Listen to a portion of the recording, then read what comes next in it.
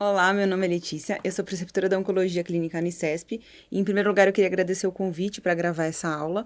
É um prazer voltar para o programa onde eu também fui residente. Eu vou falar para vocês um pouco de câncer de sítio primário indeterminado. Eu trouxe um caso que acompanha com a gente no Unicesp para ilustrar.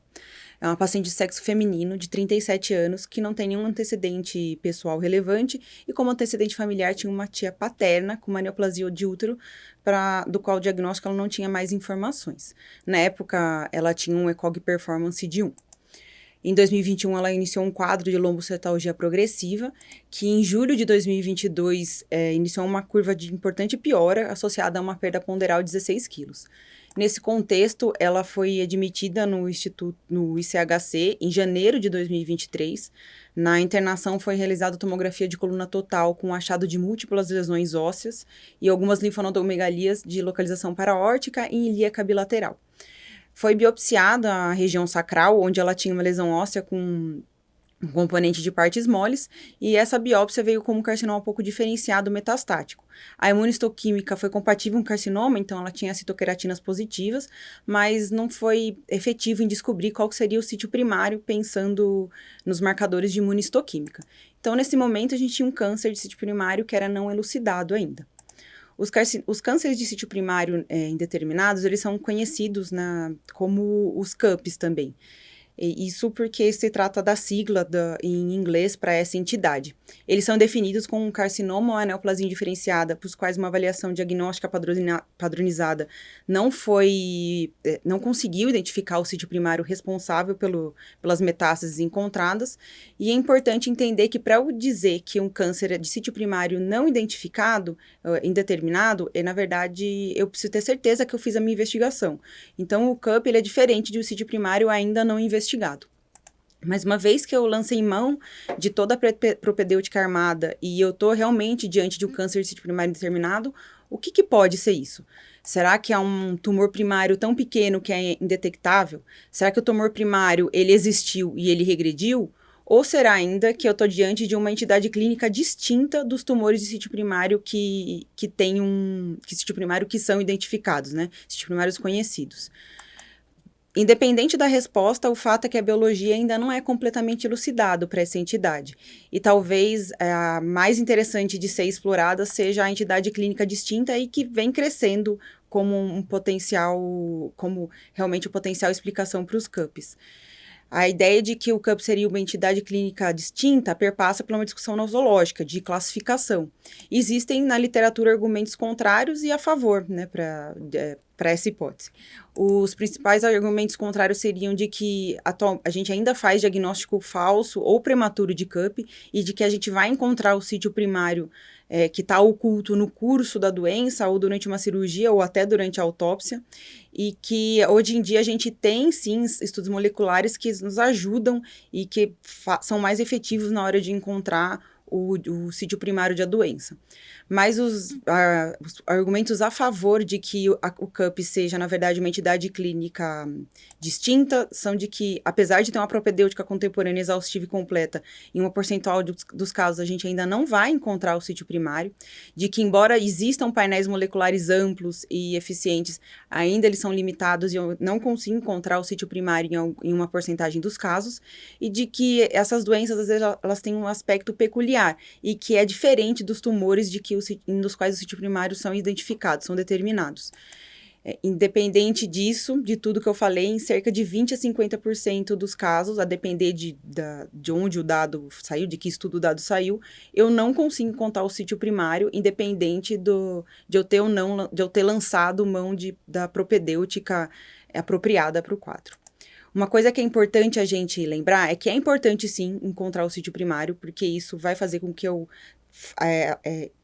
ofereça uma terapia dirigida para o meu paciente, vai melhorar o prognóstico dele, né, fazer com que essa terapêutica seja mais eficaz, mas essa investigação pode levar um tempo em que o paciente vai acabar perdendo performance, pode acabar entrando em alguma complicação que vai tirar a chance dele conseguir fazer o tratamento sistêmico. Então, isso tem que ser muito pesado e tem que ser feito de uma maneira equilibrada. Pensando em epidemiologia, os CUPs eles correspondem a cerca de 3 a 5% de todos os casos de cânceres conhecidos. Ele aumenta de incidência com a idade, sendo a principal faixa etária em torno de 65 a 70 anos. É mais comum no sexo masculino, é uma causa relevante de morte e câncer relacionada, e atualmente há uma tendência de redução na incidência. E acredita-se que isso seja porque a gente tem atualmente maior sucesso na investigação do sítio primário do que a gente tinha anteriormente. Como fatores de risco, nós podemos elencar o tabagismo, o IMC elevado e a circunferência abdominal. O diabetes mellitus tipo 2 e algumas outras doenças autoimunes também tem uma associação positiva com câncer de sítio primário indeterminado. E status socioeconômico também foi levantado como fator de risco, né, principalmente em alguns estudos, e isso está no guideline da ESMO, que é a Sociedade Europeia de Oncologia. Outro dado interessante é que em estudos com autópsia, a gente consegue identificar o sítio primário do câncer em 30% naqueles que a gente considerava como sítio primário indeterminado. E nesses estudos, a gente vê que os principais sítios de acometimento são pulmão e pâncreas. A apresentação clínica do câncer de sítio primário indeterminado é bastante heterogênea, mas tem alguns pontos que são bastante relevantes e são comuns a esse diagnóstico. Os sintomas os sintomas são causados pelas metástases e geralmente eu não tenho apenas um sítio de metástase, são múltiplos sítios de metástases acometidos. E os mais comuns são fígado, pulmão, ossos e linfonodos. A disseminação dessa doença tende a ser precoce e eles são biologicamente bastante agressivos. Dado todos esses dados, é de se imaginar que o prognóstico não seja dos mais favoráveis.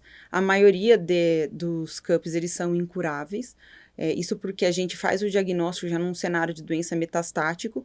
A gente pode oferecer tratamento curativo para aqueles casos que têm metástase linfonodal regional ainda, mas a maioria, quando a gente faz diagnóstico, já é num cenário de doença com disseminação à distância. A sobrevida global em um ano tende a ser em torno de 20%. 50% das mortes, quando são relacionadas ao diagnóstico, acontecem nos primeiros 3 meses. E a sobrevida global mediana pode ser tão ruim quanto apenas de 3 meses, mas existem alguns dados de literatura que apontam para uma sobrevida global um pouco maior, de 8 a 12 meses. Isso vai depender da classificação do CUP, se ele é favorável ou desfavorável. O prognóstico costuma ser um pouco pior nos adenocarcinomas e nos carcinomas indiferenciados quando eu comparo ao SEC como histologia. A partir do momento que eu tenho a suspeita de um câncer, eu preciso fazer a biópsia da lesão, e aí eu vou escolher uma lesão metastática que me pareça a melhor para biopsiar, a possível tecnicamente, e a que vai me fornecer uma melhor qualidade de material. E para isso eu tenho que ter alguns cuidados. É importante evitar osso, e se só tiver doença óssea para eu biopsiar, eu tenho que escolher a que tiver maior componente de partes moles para fazer a avaliação. Isso porque no processo de descalcificação da amostra, eu posso acabar prejudicando a avaliação tanto durante a microscopia óptica, quanto também para fazer marcadores de imunistoquímica. É importante preferir biópsia incisional, se possível, porque quanto mais tecido para avaliar, melhor para o patologista. Então, biópsias incisionais e PAFs devem ser evitadas se for possível fazer uma biópsia incisional. E também é preciso ter cuidado com o processamento e com a conservação da amostra para garantir uma melhor avaliação. Uma vez que é feita a biópsia, o patologista então vai fazer a avaliação do anátomo patológico através da microscopia óptica e também da imunistoquímica, e isso vai garantir a confirmação do diagnóstico de câncer e também vai nos ajudar a entender qual é a histogênese da lesão. Mas não é só o patologista sozinho que vai dizer qual o sítio primário e qual o diagnóstico em si. É importante a comunicação da equipe assistente com o patologista, fornecendo dados clínicos até radiológicos, a depender do curso da doença. Isso ajuda, isso acontece bastante, você deve conversar bastante com a doutora Sheila para fazer o diagnóstico, né, quando existe esse desafio de sítio primário, principalmente. Falando da imunistoquímica, ela é uma parte muito importante e ela mudou bastante o curso e o diagnóstico do câncer de sítio primário indeterminado. A imunistoquímica é muito importante na tentativa de elucidar o sítio primário. Eu consigo, sim, elucidar o sítio primário em cerca de 75% dos casos, quando eu uso a imunistoquímica, mas é importante lembrar que ela não é 100% específica. A gente precisa associar ao resultado de imunistoquímica com os dados clínicos e radiológicos. Não é comum, mas acontece de eu ter um tumor em que o quadro clínico, epidemiologia e fatores de risco sejam muito favoráveis a um certo diagnóstico, e quando a imunistoquímica sai, acaba havendo algum tipo de surpresa. Então, é muito importante essa conversa e que eu não leve em consideração apenas a imunistoquímica na hora de eu fazer o diagnóstico. A imunistoquímica, então, ela nos ajuda muito a classificar, né, os tumores.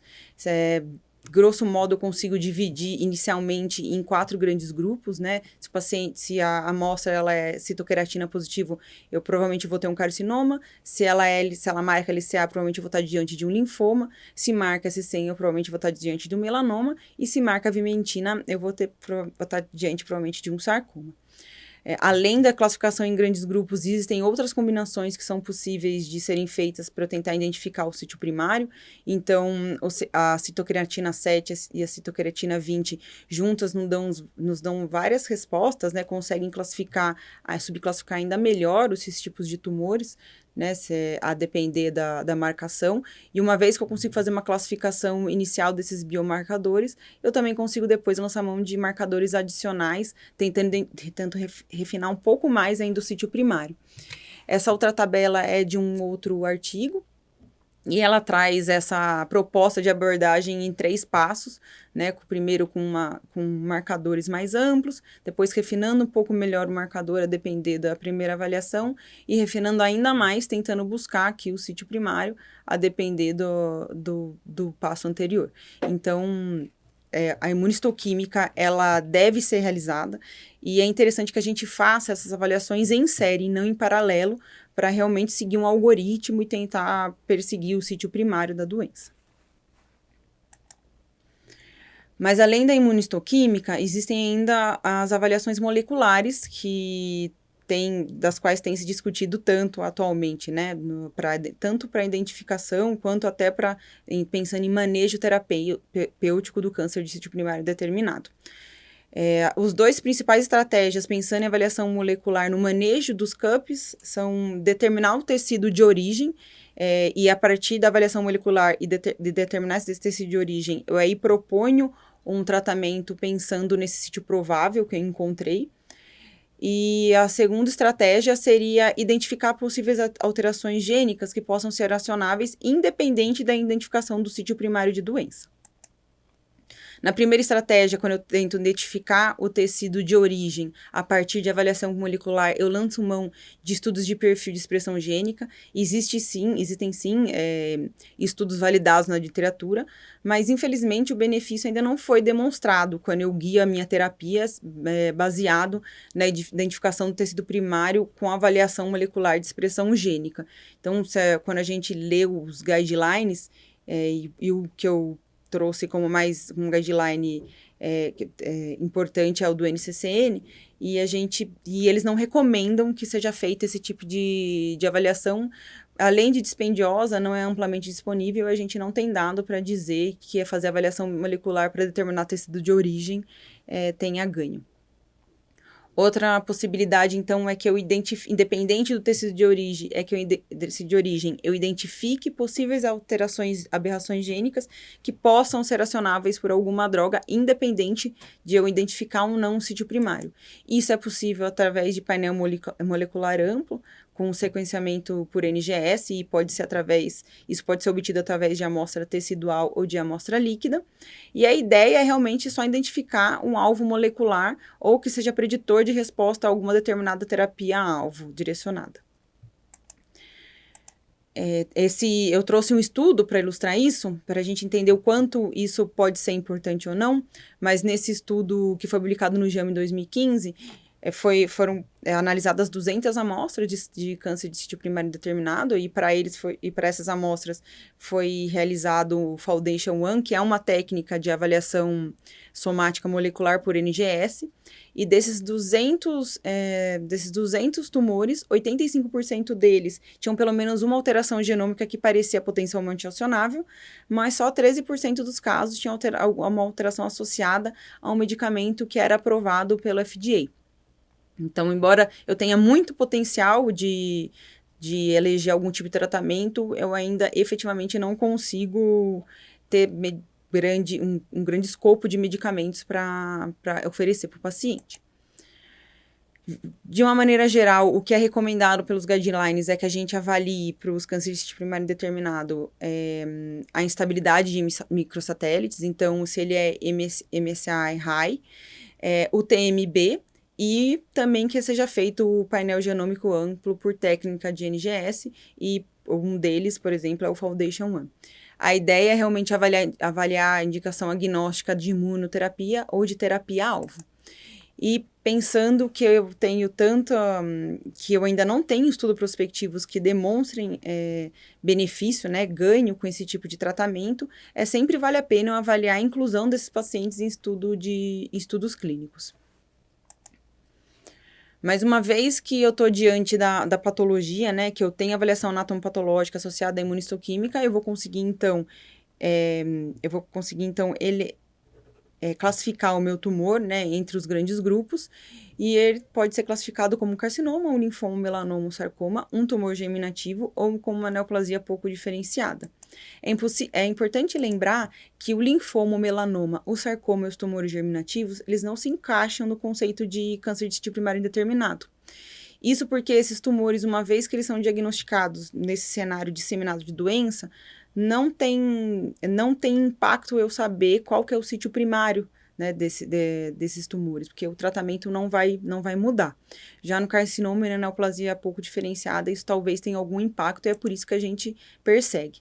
Esse aqui é um recorte do guideline do NCCN, que mostra que quando eu tenho, então, um tumor de linhagem epitelial, que eu não consigo diferenciar o sítio, ou que ele é pouco diferenciado a ponto de eu não conseguir dizer nem se ele é o carcinoma, aí eu vou seguir no fluxograma de câncer de sítio primário determinado, mas se eu tenho algum outro grupo, né, se eu consigo colocar o meu tumor em outro grande grupo, com um linfoma, um melanoma, sarcoma ou tumor germinativo, aí eu já vou para o guideline específico desses tipos de tumores. Eu não preciso continuar no guideline de câncer de sítio primário indeterminado.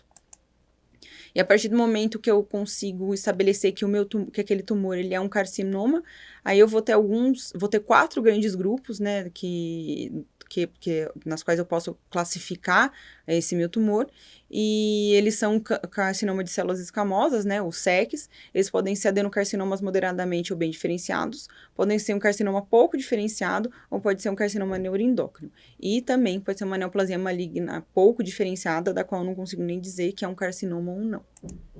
E a distribuição, né, desses grandes grupos estão aí na tela. O mais importante deles, né, em prevalência, são os adenocarcinomas moderadamente ou bem diferenciados, seguidos pelos carcinomas pouco diferenciados. Uma vez que eu consigo, então, fazer o diagnóstico do câncer de sítio primário indeterminado, eu preciso entender quais são os próximos passos de propedêutica para investigar e tentar achar o sítio primário desse carcinoma. Para todos os pacientes, eu vou lançar mão de anamnese e exame físico, e essa anamnese detalhada é muito importante que ela explore a possibilidade de, em algum momento, esse paciente ter tido um sítio primário que regrediu, se existe algum tipo de biópsia que esse paciente fez na vida, algum tipo de ressecção que ele fez na vida e esse anatomopatológico, de repente, não foi checado. Isso acontece, embora não seja comum. O exame físico ele tem que ser detalhado e a gente tem que lembrar de examinar a mama, o trato geniturinário, inclusive com o exame ginecológico, especular e histologia oncótica, né, de colo uterino, e também a parte geniturinária, o exame retal a parte gastrointestinal tem que ser avaliada e o exame retal ele deve ser realizado. A gente tem sim que atentar para os sinais e sintomas da doença, então não precisa, a anamnese ela tem que ser direcionada para os dados que o paciente nos traz, e a confirmação histopatológica, a tentativa de identificação do sítio da origem, já conversei com vocês durante a abordagem da patologia. Além da anamnese do exame físico, eu tenho que lançar mão, então, de exames complementares. A tomografia de abdômen total e tórax, ela deve ser realizada para todos os casos, e é importante que essas tomografias sejam feitas com contraste, e a tomografia de pescoço, ela pode ser indicada ou não. Exames laboratoriais devem ser realizados no intuito da gente entender como que está a função orgânica daquele paciente, se a gente já tem anemia, né, como que está o panorama geral e bioquímico dele. Mas além dessa propedêutica que eu tenho que oferecer para todos os pacientes, existem ainda outros exames, né, que eu devo oferecer para alguns grupos selecionados. Por exemplo, no sexo feminino, eu tenho sim que oferecer mamografia para as pacientes. No sexo feminino, se eu não encontro nada na mamografia, ou se o paciente já tem uma adenopatia axilar ou exame clínico, eu devo até lançar mão de ressonância de mama, que tenha capacidade de uma maior acurácia diagnóstica, né? Se o paciente é do sexo masculino, principalmente paciente jovem, que tem linfonodomegalia retroperitoneal, eu preciso desconfiar que o paciente tem um germinativo, e para isso é importante eu lançar mão, então, de ultrassom de testículo. E existe a polêmica que perpassa se eu devo ou não pedir marcador tumoral, se eu devo ou não sempre pedir endoscopias, e se eu devo ou não lançar mão de PET. Em relação aos marcadores tumorais, é importante lembrar que eles não são específicos e eles não costumam ajudar na identificação do sítio primário. Eles são, sim, muito úteis para monitorar a resposta ao tratamento nos pacientes que expressam esses marcadores ao diagnóstico.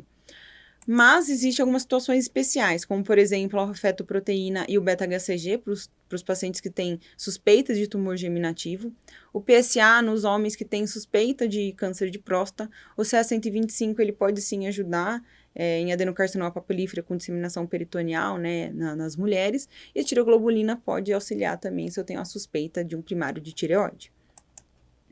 Os exames endoscópicos. A endoscopia e a colonoscopia, elas têm baixa taxa de detecção se os pacientes são assintomáticos do trato gastrointestinal, mas ainda há muita discussão se a gente deve ou não indicar de rotina.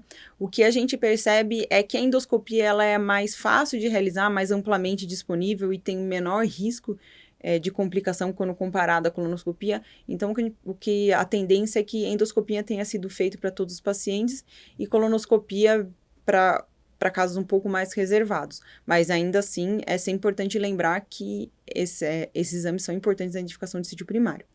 Então, o que a gente tem de recomendação hoje em dia é que a gente reserve esses exames para pacientes com sinais e sintomas sugestivos ou com alterações clínicas histopatológicas que também sejam sugestivos para câncer de trato gastrointestinal.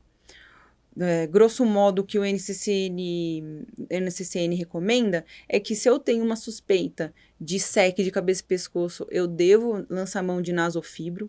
Se eu tenho uma suspeita de primária em pulmão, talvez a broncoscopia me ajude.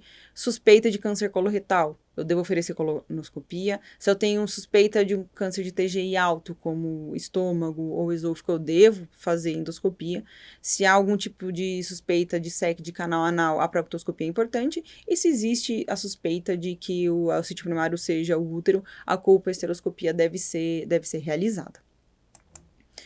Em relação ao PET-FDG, é muito discutido a utilidade, né, do PET-FDG na investigação do câncer de sítio primário indeterminado, mas a gente não tem nenhum estudo clínico prospectivo que compare o PET com a tomografia ou até com uma ressonância nuclear magnética.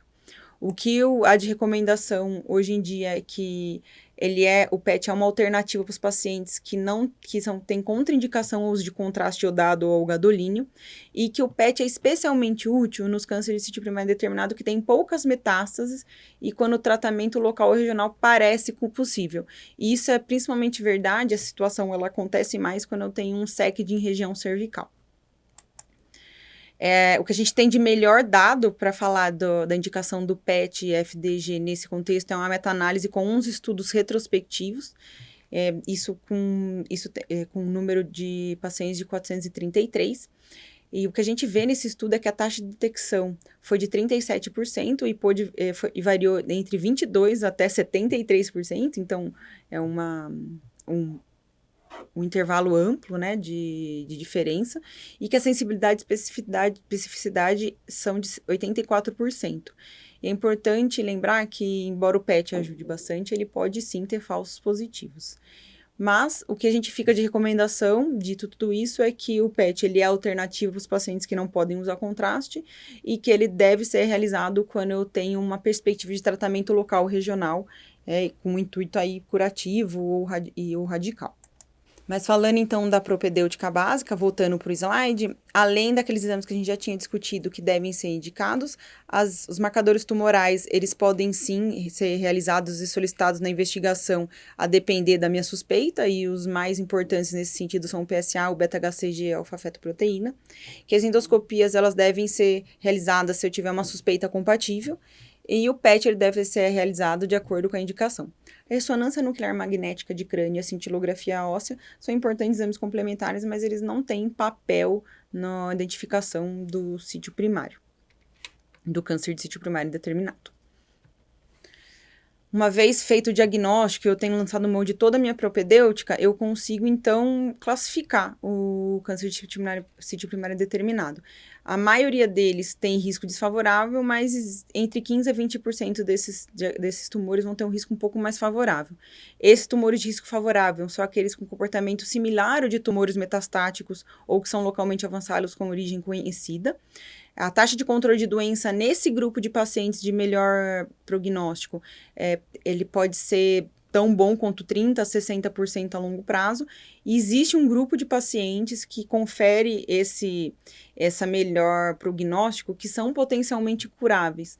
Então, o tratamento nesse grupo de pacientes, ele pode ser potencialmente curável e eu consigo direcionar a depender dos dados que eu consegui juntar da propedêutica e da patologia, mas ainda assim sem identificar o sítio primário de acometimento. A maioria dos CUPs vão ser de risco desfavorável, né? Cerca de 80% a 85%.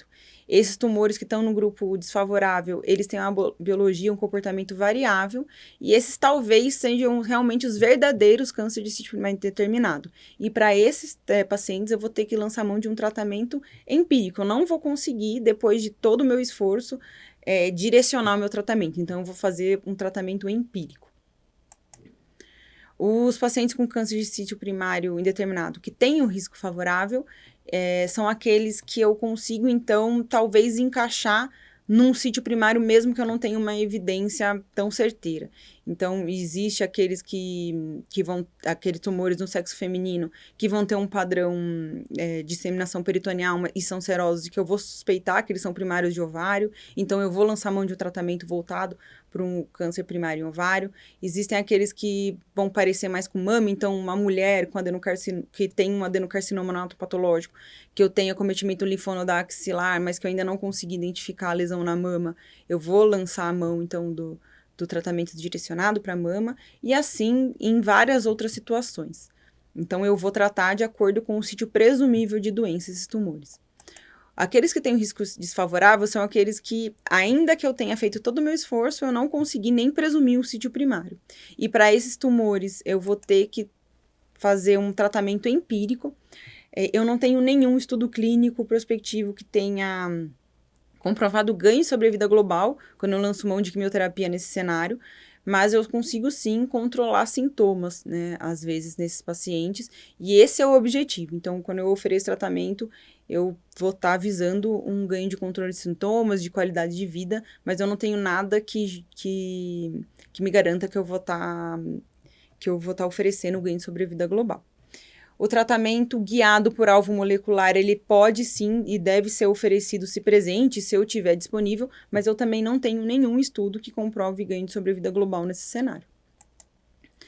Voltando então para o caso clínico, a nossa paciente que tinha um câncer de sítio primário não elucidado, ela foi transferida ao ICESP, ela chegou em fevereiro de 2023 e antes da primeira consulta ela acabou internando por dor lombar e anemia grave sintomática, tinha um HB de 3,2, né, na entrada no nosso serviço.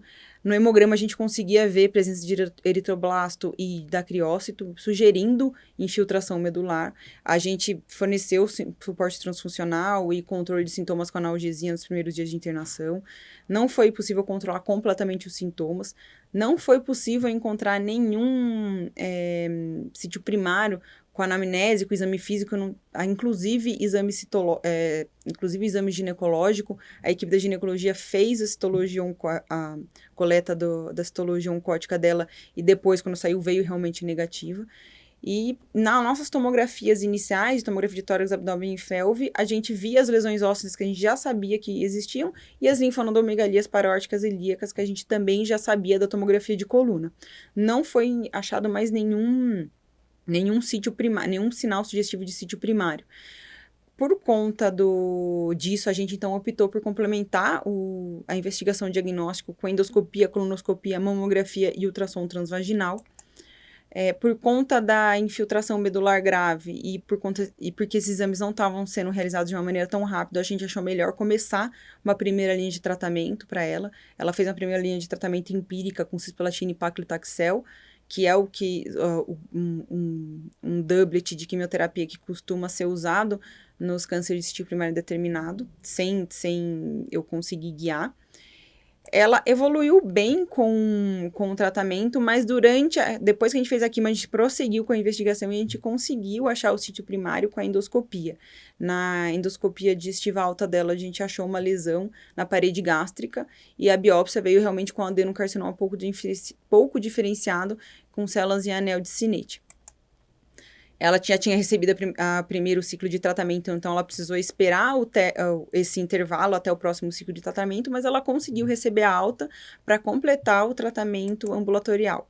Essa paciente atualmente, ela ainda segue no nosso serviço, ela ainda está em primeira linha de quimioterapia paliativa direcionada para o adenocarcinoma gástrico dela. Ela teve um bom controle de sintomas e um ganho ponderal desde que ela começou o tratamento. E também não precisou mais de nenhum suporte transfuncional desde a alta que ela teve em fevereiro de 2023. É importante perceber que esse caso que eu trouxe, ele não é de um câncer de sítio primário indeterminado. Ele era um câncer de sítio primário não investigado, que a gente não conseguiu não pôde retardar o início do tratamento por conta do avançar da doença. Lançou mão de um tratamento sistêmico inicial, pensando, né, num câncer de sítio primário indeterminado, mas que depois a gente conseguiu refinar o tratamento quando a gente fez o diagnóstico e achou o sítio primário. Então, como mensagens finais, eu trago que o câncer de sítio primário indeterminado, ele é diferente do câncer de sítio primário não investigado, que o câncer de sítio primário indeterminado, ele pode ser entendido como uma entidade clínica distinta, mas que a biologia dessa doença ainda não é completamente compreendida, que a investigação adequada é importante para classificar e guiar melhor o meu tratamento, oferecendo uma melhor resposta, né, ao meu paciente, porém eu tenho que ter muito cuidado para não atrasar demais o tratamento, se for possível de tratar, porque o paciente ele pode perder performance durante essa investigação e eu posso acabar não conseguindo tratá-lo no final dela. E que os ensaios moleculares, eles são muito importantes para refinar o diagnóstico. Eu posso lançar mão deles para tentar identificar o sítio primário e que, numa maior parte, se eu junto os ensaios moleculares, o anatomopatológico e a imunistoquímica, eu vou sim conseguir identificar o sítio primário. E nesse contexto, o avançar da era molecular me ajuda a entender, talvez, quais são realmente os verdadeiros cânceres de sítio primário indeterminado, né? Quais são realmente aqueles pacientes que têm essa entidade clínica distinta. Outro ponto em que os ensaios moleculares também são muito importantes é a possibilidade de eu fazer terapia agnóstica nesse cenário, mas que, infelizmente, apesar desses avanços e apesar de toda a empolgação que há ao redor disso, eu ainda não tenho nenhum estudo que comprove o melhor desfecho em estudo prospectivamente. Então, eram essas mensagens que eu tinha para vocês. Eu queria agradecer bastante a atenção e a oportunidade.